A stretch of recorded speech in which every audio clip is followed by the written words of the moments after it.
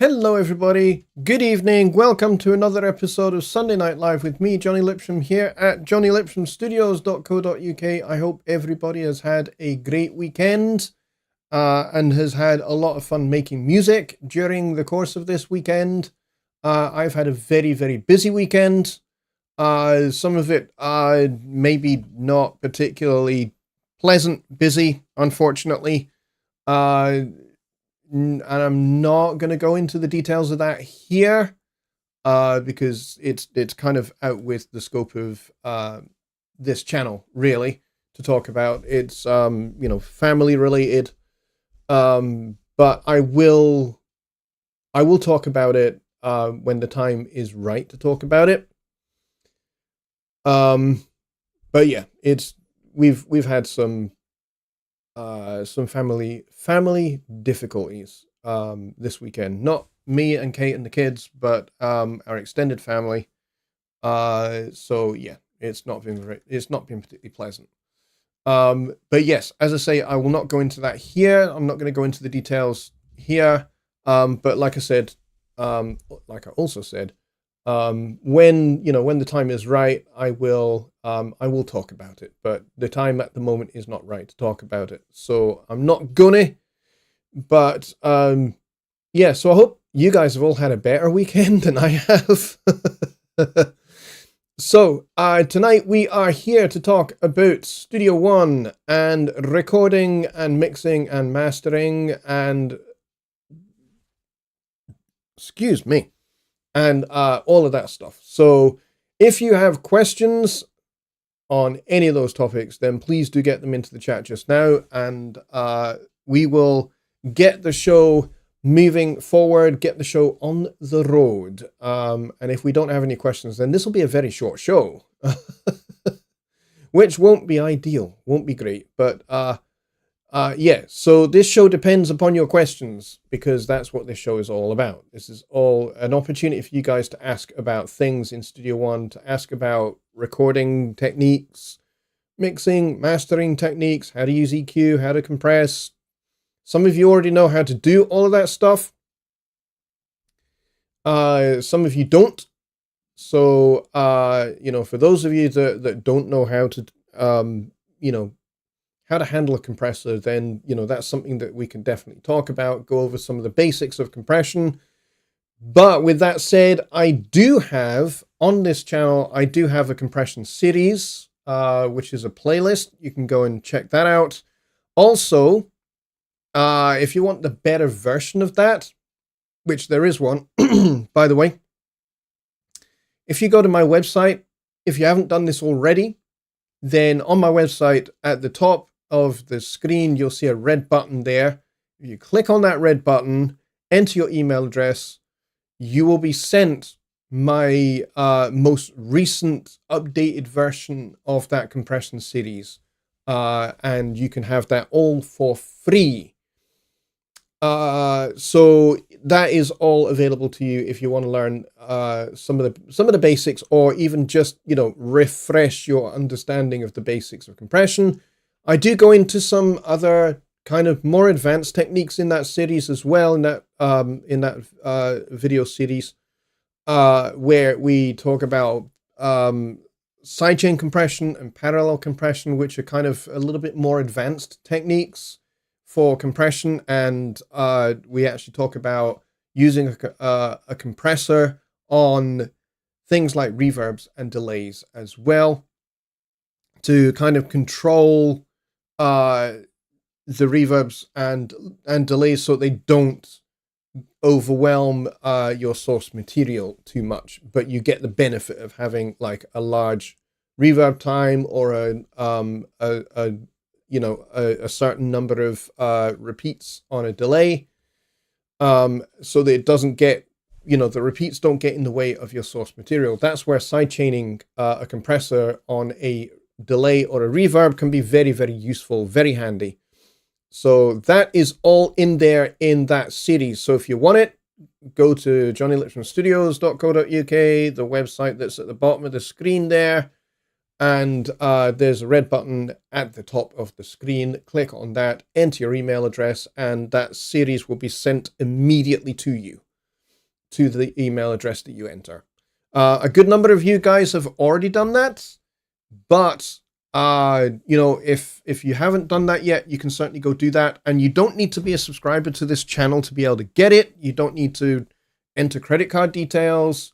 You don't need to purchase anything. All you need to do is just enter your email address so I know where to send the thing. Or rather, my system knows where to send the thing. And then you will get sent the video series. I will next year be making a newer version of that series. But for now, you can get the one that is most current. And I did it maybe about 4 years ago. Yeah, maybe about 4 years ago or so, I made that series. So it will get an update maybe next year at some point.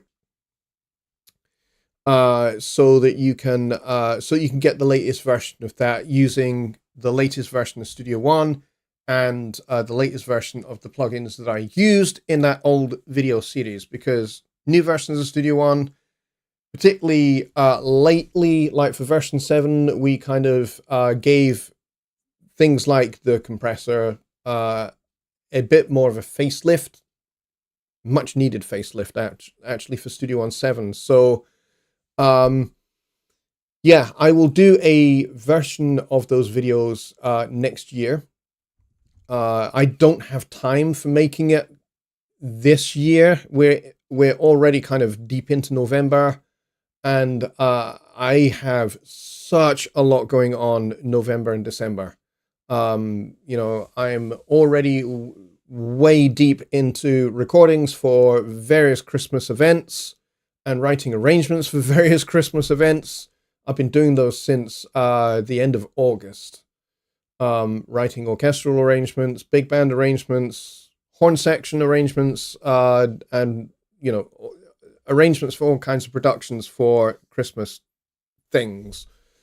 So I've been doing a lot of that, and so yeah, I just don't have time for making new videos at the moment. But yeah, probably early next year, maybe the end of Q1 next year, I will have that new series, that new compression series done.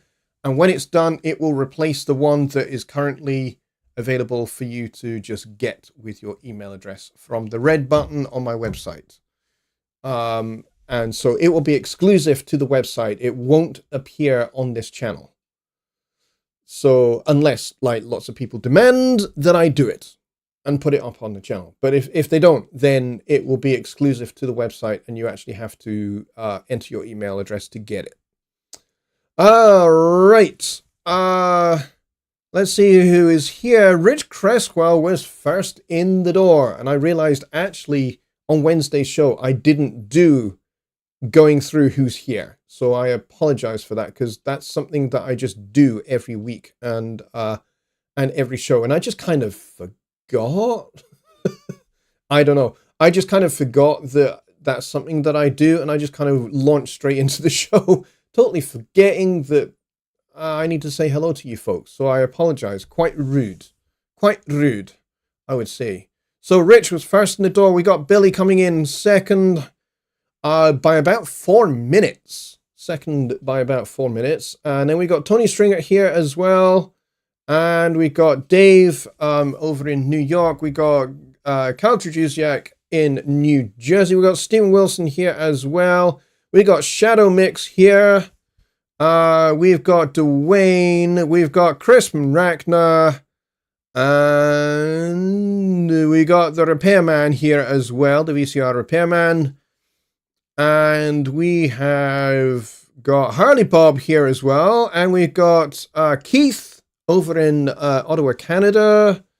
And we got Don Oliver here as well. And we got Just Bob. And we got Juan here as well. Juan, the undisputed champion of the Christmas Songwriting Challenge for 2025. So once again, Juan, a big congratulations to you. And I hope you are enjoying Studio One Pro 7 and your year's subscription to Studio One Pro Plus. I hope you are having a blast with all of that stuff that you get, because you do get a megaton of stuff. Instruments, sound sets, loop libraries. There is an absolute megaton of stuff that's available to you if you have Studio One Pro Plus. So if you're not a subscriber, I highly recommend it, by the way. Now I know that there is some kind of, there's definitely some strong disagreement on whether subscriptions are a good thing or a bad thing. Are they of the devil, or are they kind of neither? My opinion personally has shifted quite a bit. I would say maybe 6 or 7 years ago, I would have said, no, I don't think subscriptions are a good idea unless it's to something like the National Geographic magazine, in which case, fair enough. Or you have membership, you pay a monthly membership fee to a gymnasium. I think that's a good thing. I think those are very, very good things. But, the whole idea of subscribing to software, I didn't think was a great thing. And then in 2020, we launched what was known at the time as Persona Sphere, which basically meant literally everything Persona software everybody gets. And I think my position on subscriptions started to change, because I think I realized that if you're just subscribing to just the DAW, just the digital audio workstation, just the software for recording, mixing, and mastering, then yeah, I don't think there's a whole lot of value in a subscription package. However, if there's like a whole other bunch of features, and if there's a whole other bunch of services and goods and things that you can get as part of the subscription that add value to having the DAW, then yes, I think this is actually a good thing. And so with the Studio One Pro Plus subscription, as it is now called, I think that there is an absolute load of stuff that is available to everybody, including, the communities, the community area. So if you're a subscriber, you have access to this community area where you can meet with other members, you can collaborate with other members, you can ask questions. There's a whole bunch of masterclasses. There's loads of really, really great stuff for learning how to make music better. And I think those are the kind of things that add value to a DAW. And so I think intrinsically this can be a good thing. However, what I will say this, I think it's important to not go entirely 100% into a subscription model. I've seen software companies do that. In fact, the software company that I have used for probably the last 13 years for making videos, which is a company called TechSmith, and they make video editing software called Camtasia. And I've been using that since I started making videos. They just last year, 2024, decided they were just going to go all in subscription, 100%. Oops, smacking the mic again. So they just went 100% subscription just for their video editing software, Camtasia. Now it does come with their screen capture software as well, which is called Snagit, which is it's like the snipping tool, but it's got some advanced features that snipping tool doesn't have. But I was just like, I don't use my video editing software often enough to justify a subscription. So I would have preferred to have been able to keep a perpetual license, but they don't do perpetual licenses anymore. And so this is the point I'm getting to. I think software companies need to actually offer both. They need to offer a subscription for those that want all the extra stuff, because they are, all of the extra value added stuff is going to be of benefit to them. But you also need to offer a perpetual license to those that maybe don't use their software every day. They maybe even don't use the software every week. Maybe they have like once a month, they have a slot in their schedule where they have like this period where they will record some songs. And it's like once a month at best. Maybe it's even once every couple of months. I keep hitting my microphone. Sorry, folks.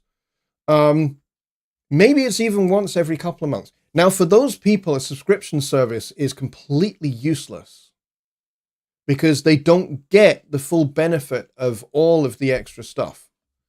So it doesn't make sense to you, to people who are not regularly using the software. If you're using the software regularly, like even weekly, I think, yeah, it could be a benefit to you. But, again, you may be the kind of guy that just records with microphones and amplifiers, and that's what you do.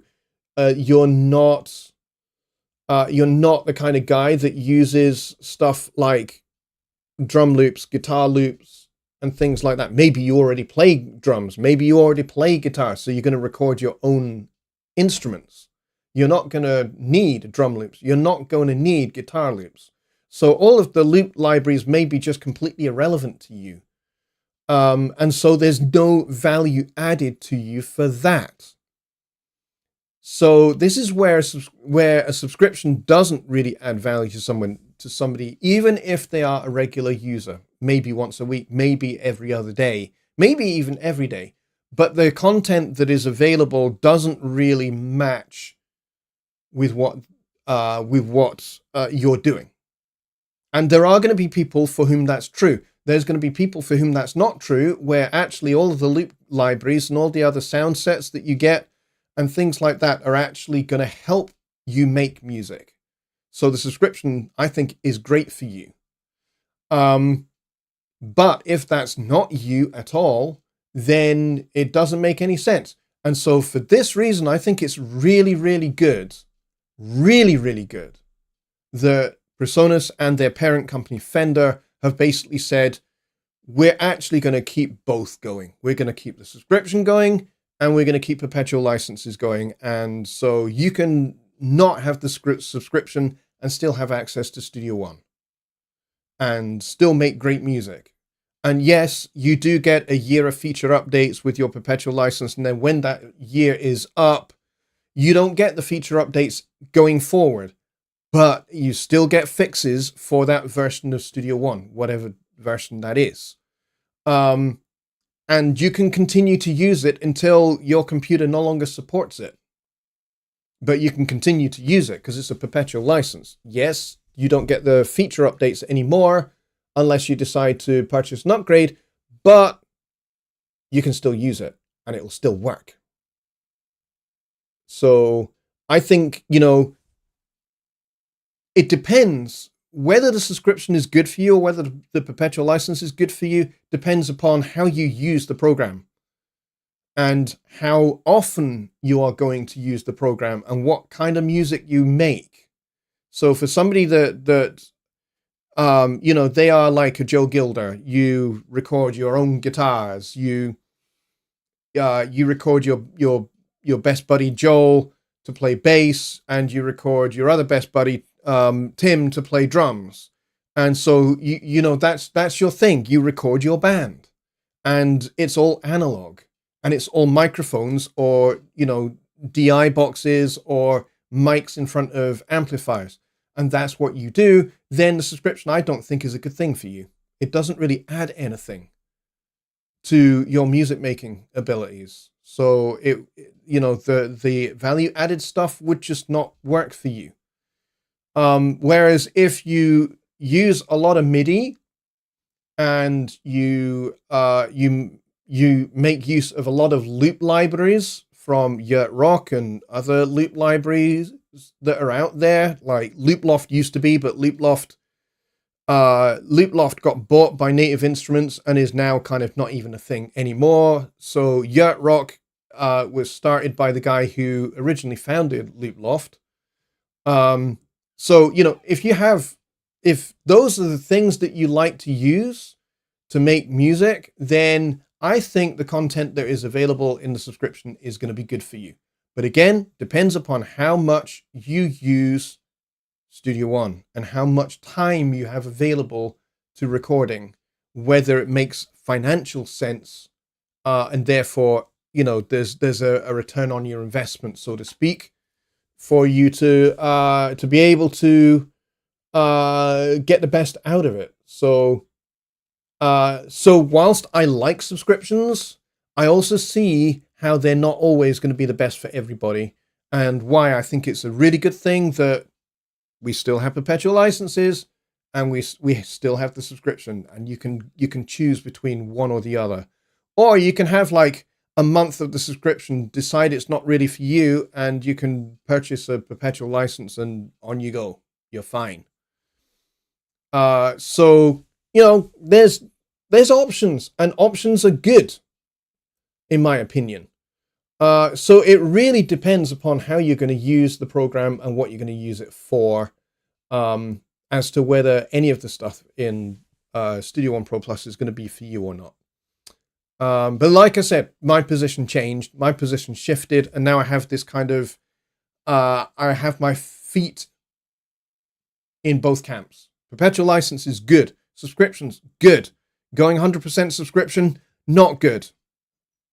Going, getting rid of subscription and being perpetual license only, I don't think that's good either.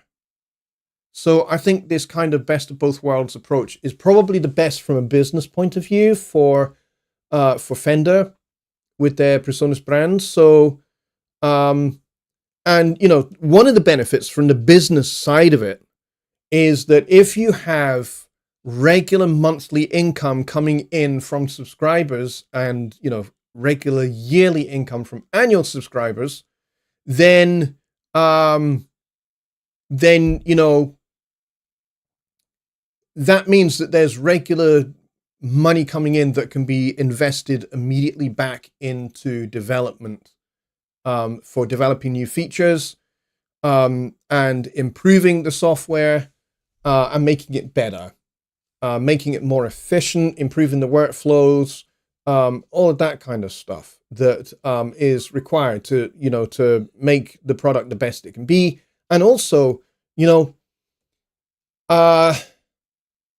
if you've ever been to feedback-software.presonus.com, which is where all the feature requests are now, there are thousands of them. There are thousands of feature requests that have been made over the years. A lot of them have been completed and they're all marked as completed.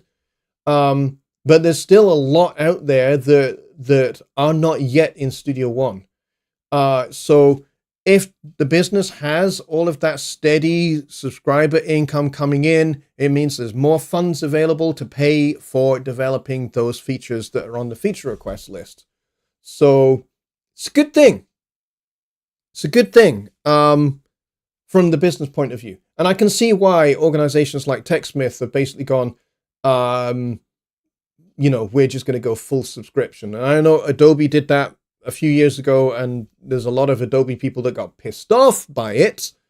And when we actually launched PreSonus Sphere back in 2020, a lot of people actually made that argument. They actually said, hey, this is like PreSonus making this journey towards full subscription and getting rid of perpetual licenses, and this is not a good thing. And you guys that said that, hey, don't be going full subscription, you guys were right. And, we listened to that and we didn't go down that road. So I think where we are at the moment is a good thing. All right, so let's see if we have some questions after my little rant there. Chris says, can you adjust the volume indicator in the track view? Mine always peaks, but my mix is well within the limits I'm looking for. Okay, let me just try and unpack some of what you're saying there. Can you adjust the volume indicator in the track view? Do you mean in the mixer? Or I'm not quite sure what you mean, to be honest. But I guess we could go kind of like take a look and we could see if we could see what you are referring to. So I have, this is the theme song for the show, which we are all looking at here. So if I close this down, you'll see that we have these meters that peak here. But you'll notice we have these little lines that are on each of the tracks here. So you can turn these down, but watch what happens if, for example, I turn the drums down drastically. Okay, and then let's go back to the mixer. Now look what's happened here. The volume for the drums in the mixer is now down to minus 21, so minus 25. So if I go and hover my mouse over here, it now says minus 25.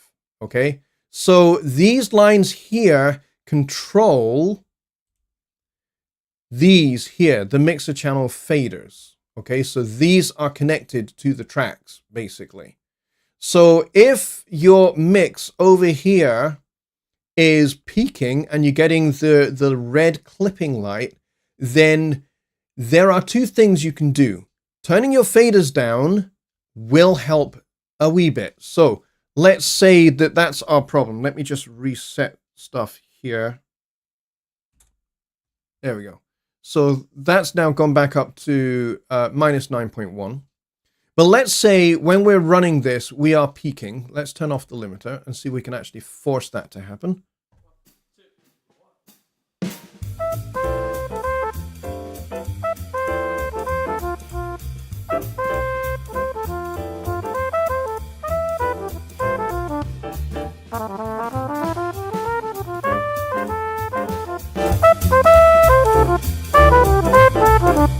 Okay, and there we have it. We've clipped.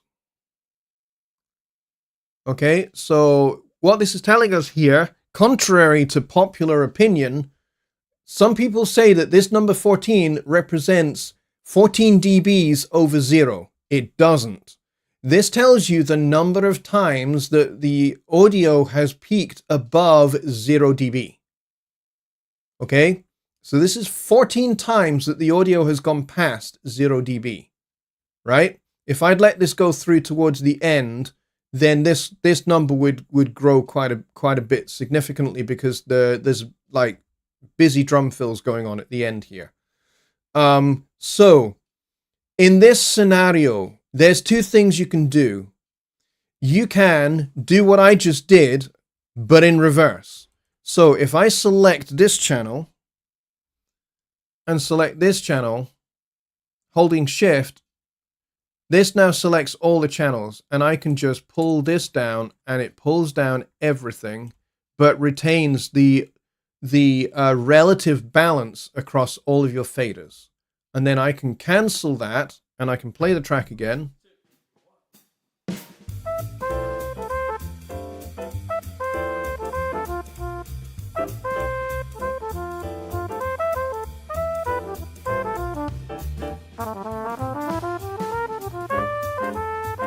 And we're nowhere near clipping.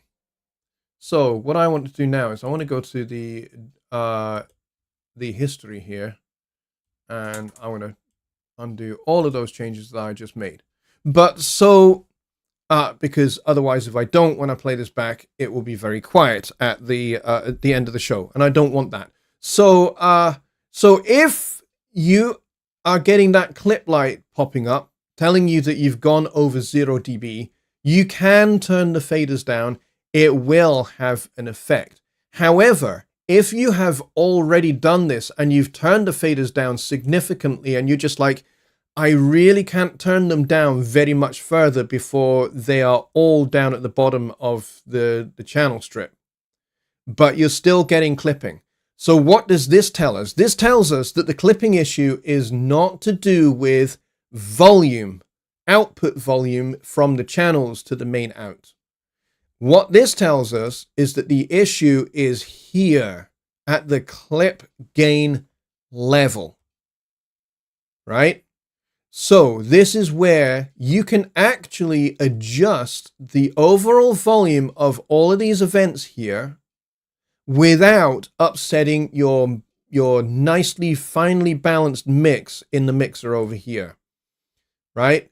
So the way you do that would be to select all events. Now you can just do Control or Command A, and that will select all of those. And then you can just pull down one of these gain controllers and it will pull down the gain controllers for everything that's selected.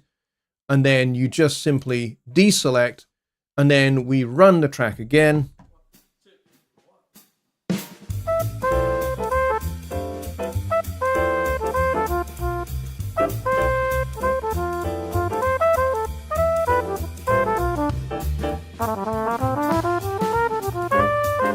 And we see that again, we're nowhere near clipping. So let's go back to the history and we will just get rid of that. And then we come back over here and everything has been nicely restored to where it was.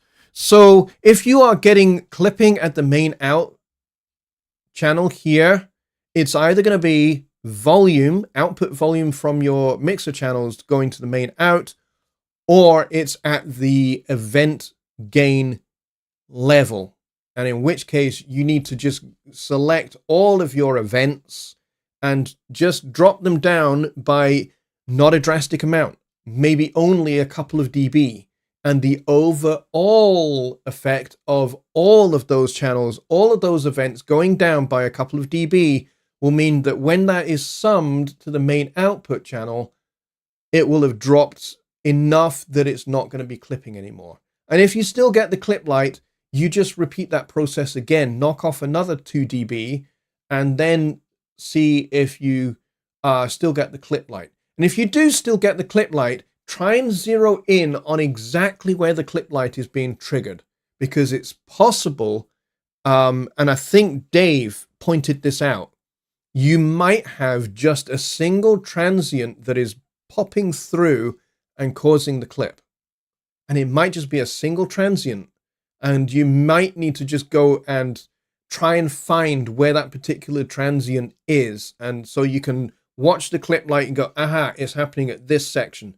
So you just loop that particular section, and then you just go hunting in each one of your events until you find the sneaky little bugger that is poking through. And then you can just do a little bit of clip gain editing on that particular transient. So for example, if you do have a particular transient, let's say this little guy here on this piano part. So let's zoom in on him. And let's say this guy is what is causing the issue. So what you can do is you can right click the event here and you can turn on the gain envelope here. And then once that is done, you see this nice little gain line. And then what you can do is you can stick a little dot here. In fact, what I want to do is actually, I want to turn snapping off because I want to be fairly precise here and put a dot there and put a dot there. And then if you move your mouse to above the waveform, you'll see it turns into this little trim indicator. And you even see the word trim, which is handy. And then what you can do is you can just turn this down just a little bit. So let's maybe turn that down by 2 dB or however much you need to turn it down by so that it's no longer causing the clip light to go off. And all that will do is just turn that particular transient down. And then once you're happy with how that is, you can right click here again and you can uncheck gain envelope and you won't see the gain envelope anymore. All right. Again, I need to go and undo all of that. There we go. And so that's one way in which you can deal with a specific transient on a specific event that may be causing the main output to clip. And I've seen it where that does happen, where it's just one little transient in one audio event that sets it off, because it's just this particular transient is just particularly loud.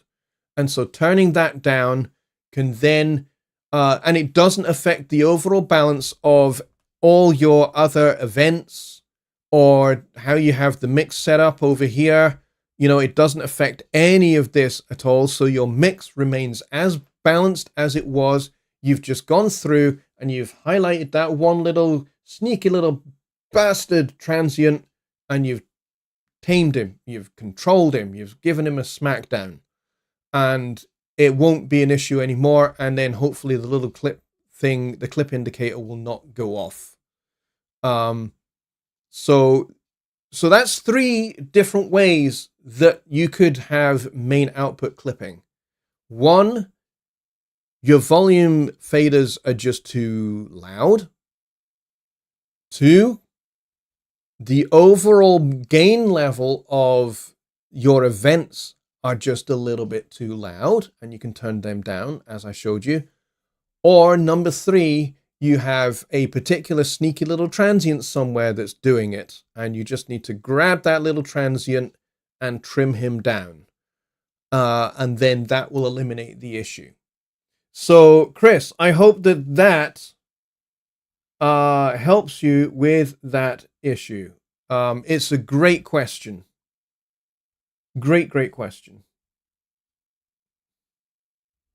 Let's go back over here.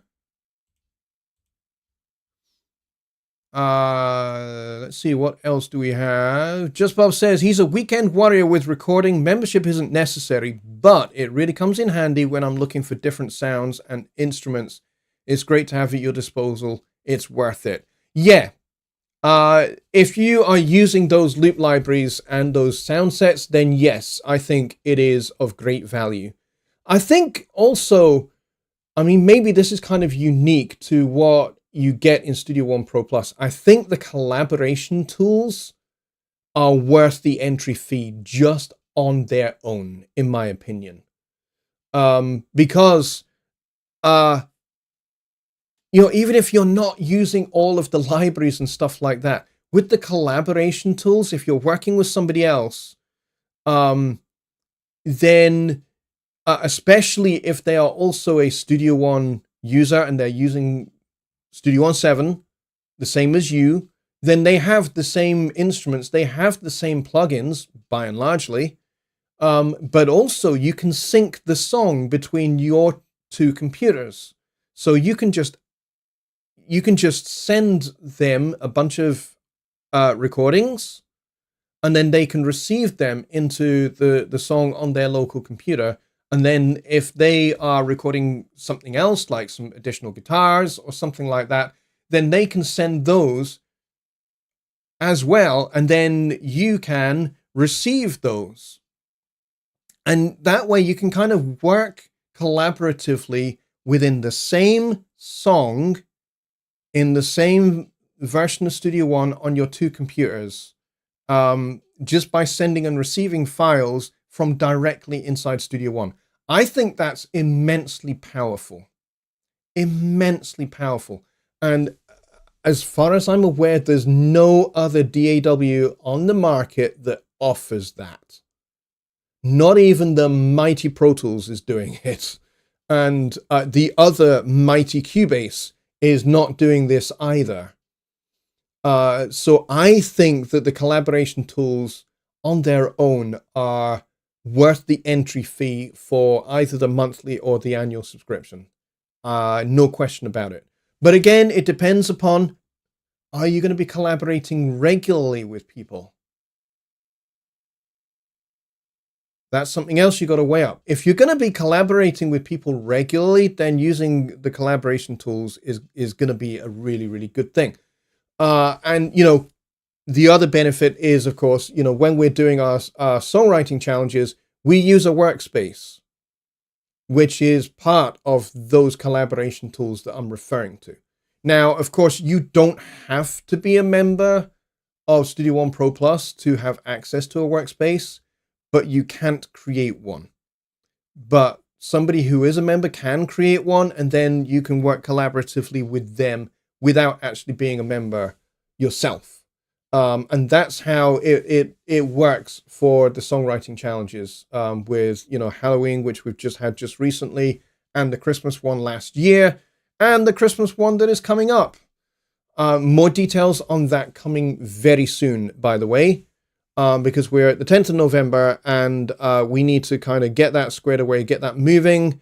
We will have details probably next week, I would say, when we will unveil that, and we will get the new workspace sorted out for the Christmas 2025 songwriting challenge, and we'll provide you with all the details on how that's going to work as well. And once again, I will have Rich on board for that, and I am hoping I might even have Lucas Ruzicka on board as well. The cool thing was this year for the Halloween Songwriting Challenge, we had Lucas involved in terms of he very generously and very graciously provided an additional prize, but I would love for him to be involved a little bit more as well, and maybe actually judging some of the songs as well. So expanding the judging panel to 3 people instead of just me and Rich, I think that would be a good thing. So I would like that personally. So we are in discussions as to whether that's going to be a thing, whether that's going to be possible or not. And we will let you know when we have that set up, if that's going to be a thing. Let's see, what else do we have? Chris says, not having a sub is like going to an all-you-can-eat and skipping the dessert bar. I like that analogy. That's pretty good. That's pretty good. Going back through. The volume indicator at the bottom of the track view, Chris says. And then he's like, at the bottom. Okay. I don't know what you're talking about at the bottom of the track view. What volume indicator are you referring to? Because I don't. Are you talking about the automation lanes? Is that what you're talking about? Let me. Are you talking about the automation lanes, like this guy here, where you have these automation lanes here? You can totally do what I just showed you with the clip gain. You can totally do that here, actually. You can do the clip gain, but you can also do automation as well. But what automation will do is that will actually move the faders. It won't adjust the gain of the audio here. It will turn the volume faders up and down. Let me show you an example of that. So if I was to put a dot here, and let's turn this down, maybe not quite that much, but let's say by that much. And then what we'll do is we'll maybe play from, let's say bar 8 here. And now that I've put that in, watch the fader on the piano track. So watch the fader on the piano track because it will move.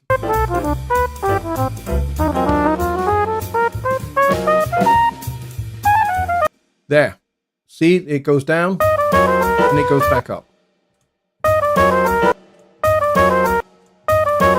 Okay, so that's a different thing. That's a different thing. That's, again, another way to control volume. And again, if you do have a sneaky little transient, that might be one way to do it. Just get the volume fader going down for that particular transient. But really, I don't think volume automation is the best way to deal with like a sticky out transient. Maybe the best use for volume automation is if maybe in the chorus of your song, you want the piano to be further forward, a little bit louder. So then you turn that up a little bit. And maybe you want your guitars to sit back a little bit for the chorus. So you turn those down a little bit just for that section. That's a great use of volume automation. But to control everything so that you don't get clipping, I don't think personally that this is the best way to do it. But if that's what you're referring to, then yeah, I don't think volume automation is the best way to deal with clipping.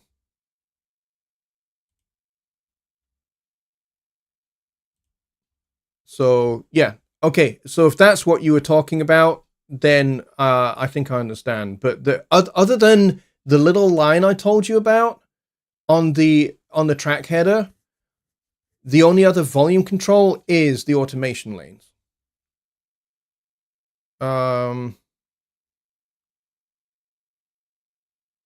Dave says, as for recording transient instruments like drums, some guitars and such, I expect some needles in the red as they are so undetectable, and same results, no digital clipping. Yeah, I don't agree with that.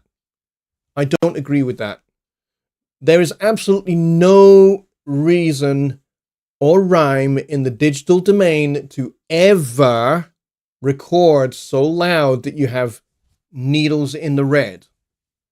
There just isn't. Back in the analog days when you had to overcome the noise floor because of tape, yes, you needed to record almost as loud as possible to overcome the noise floor. But in the digital domain, where the noise floor is at minus 144 dB, no, you don't record loud because there's no noise floor to overcome. So it's completely obsolete, unnecessary, no need for it.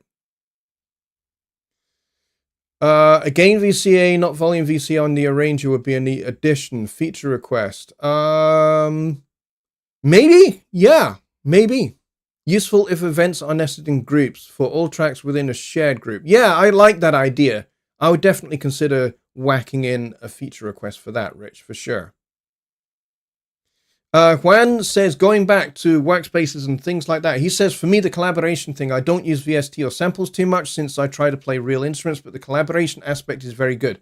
Yeah, totally agree. 100%.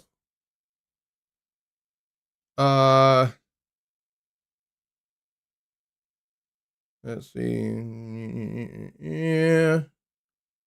Is Chris referring to the data zoom? Good question. Is he referring to the data zoom? Because that's a different thing entirely. As Rich rightly points out, because the data zoom just zooms the visual. It doesn't actually change the volume or the gain. It doesn't do that at all. I can show you an example of that. So we go back over to not that screen, but this one. And if I grab this little handle here, and if I turn that all the way up, now it looks like everything is loud. It isn't.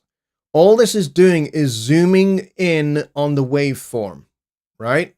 So this can be particularly handy if, let's say, we go back to our little transient here, and we want to see more detail of that transient. We can increase the data zoom.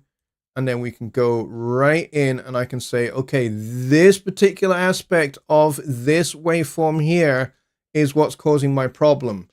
So I can actually do gain, clip gain on just this peak here. But if I didn't have the data zoom on, I wouldn't be able to see it. It'd be really, really hard to get to. But with the data zoom in, I can see where this is going. And I can see actually that this one here is a little rounded off.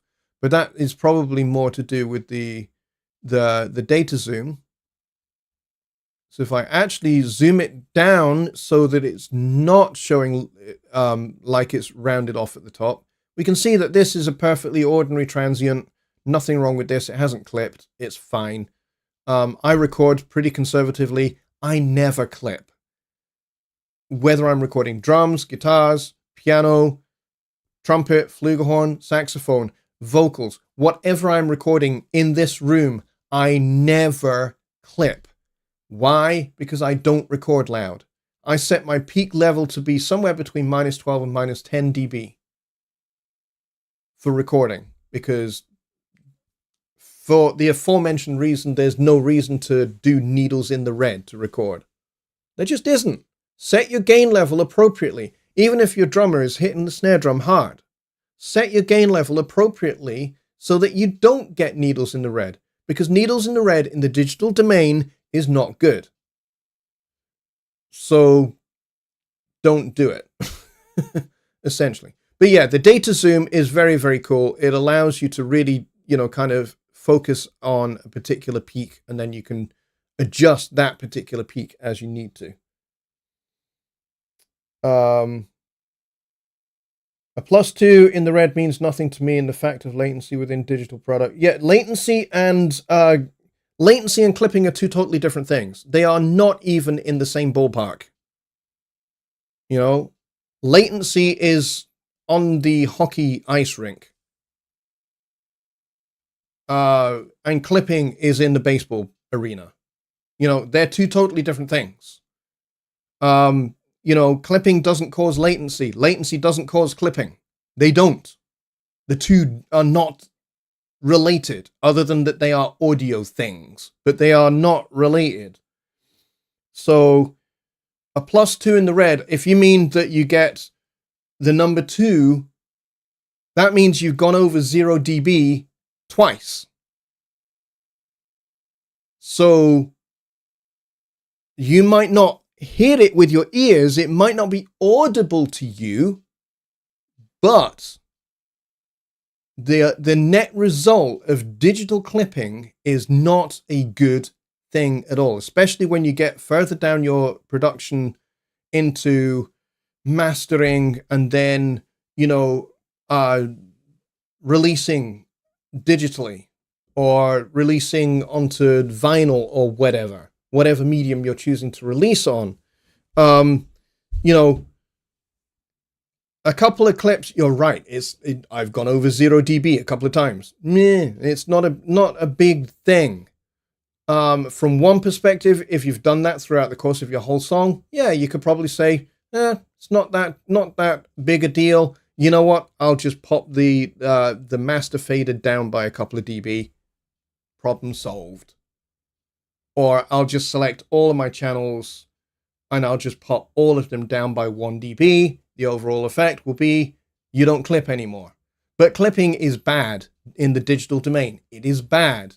Clipping in the analog domain, this can be a good thing because you can get excitations, you can get colorations, you can get pleasing distortions. You do not get that in the digital domain.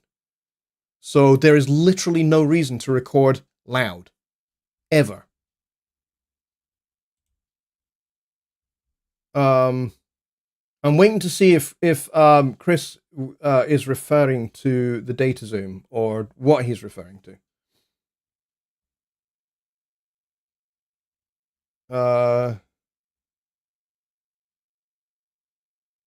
Dave says, P.S. I usually run input about dB gain. In live situations, microphones get hot different. Okay, I'm not really sure what any of that means, Dave. I'm sorry, mate. I really don't quite know what you're talking about. But yeah, analog and digital domains are very different. They just are. And, that's not anybody's fault that they're different. And, the understanding of those can be, difficult to get your head around, especially if, you've spent many, many years in the analog domain and then, proportionally a smaller amount of time in the digital domain. That's my story. I started out long before computers were doing anything remotely like recording audio. Everything when I started out was done on 24-track analog tape. And in some cases, depending upon where I was recording, sometimes you had two 24-track tape machines synced to give you, 48 channels of audio. And then everything went through a mixing console and then was mixed to a stereo tape machine. And then that would go away for mastering. So, you know, in all of those domains, whether it's a tape machine or a console, there is a noise floor, and the more the tape gets played, the more the tape gets recorded on, the more that noise floor increases. So you want to use the tape as little as possible. And then, of course, you want to make use of the saturation that comes from the console and from other analog gear like compressors. You want to overdrive compressors sometimes because that actually gives you pleasing distortions and harmonics and things like that. It's not going to happen in the digital domain. There's no noise floor, pretty much. It's minus 144 dB. So it's practically no noise floor. Let's see, what else do we have? Rich says it entirely. He says, if you're going to clip, it should be intentional and controlled. Digital clipping is a no-go on input. This impacts the effectiveness of plugins and routing back out to or outboard gear. Correct, 100%. 100% correct. So yeah, the digital domain and the analog domains, they are not the same beasts, even though they appear to do the same things, and they do. But they are very, very different beasts. And, you know, there is an argument to suggest that, you know, when the world kind of all went digital and everybody was just like, we need to get rid of noise. We need to get rid of noise. We need everything to be super, super squeaky, deaky clean. Like, you know, the beginning of digital recording in the late 70s, early 80s. I think Donald Fagen's The Nightfly was the first record to be entirely done in the digital domain. In 1982, although recording sessions for that started, I think, in late 1980, beginning of 1981. And they were all done on a purpose-built 3M digital recorder. And so that record was done entirely in the digital domain. But it was mixed analog and then reprocessed digitally, so it could easily be encoded onto CD. And so there's a reason why the Nightfly sounds so flipping good. And it's because of that particular process that Roger Nichols, the recording engineer, and Elliot Shiner, the mixing engineer, you know, those two guys worked together. It wasn't like Roger did all the recording and Elliot just did the mixing and the two didn't talk. They worked together collaboratively on the entire process of the production of the Nightfly, which is why it has such a great sonic palette, and which is why that record is used to demonstrate hi-fi systems in hi-fi record stores the world over, because it's such a phenomenal sounding record. But it was like the first record to actually be recorded entirely digitally and then mixed analog, but then reprocessed digitally. So yeah, pretty much it was the first digitally recorded record. All right, so there we go. So we are out of time. Great questions, guys. Thank you very much for those and for sticking around this evening. Let's see where we at in terms of numbers of people here. We peaked at 26, which is not too shabby, to say the least. So thank you very much, everybody. We got 22 likes out of the 26 people that were here, so that's fantastic. So if you are new here and you've been watching this show and you would have liked to have commented or added to this discussion in any way, then hit the subscribe button. Do it now. And whilst you're there, you may as well just hit the like button as well, But yeah, hit that subscribe button and make sure to hit the notification bell so you get all notifications, because I've got a ton of stuff coming. And we've also got, the Christmas songwriting contest as well. So if you want to be a part of that and potentially win something, then be subscribed, because you want to be around for when we start announcing all of that stuff. So there we go. Yeah, I'll see you guys all on Wednesday for Songwriting Simplified, where we will be talking all about songwriting, composing, arranging, and music theory. So if you've got questions about music theory and you've got questions about composing, arranging, and songwriting and all of that stuff that goes into that, even if you've got notation questions, we can talk about all of those things then on Wednesday. I would love to have your company then. So I will see you guys. Hang on. Did I get rid of that automation? I'm not sure that I did. I'm seeing that I didn't. I still have that piano track in read mode. That'll be why. Yeah, let's turn those guys off. Let's set those off. There we go. There we go. I'm glad I caught that, because the piano was just like going to drop for a second in the credits music, and I don't want that to happen. All right, folks. See you Wednesday. Good night.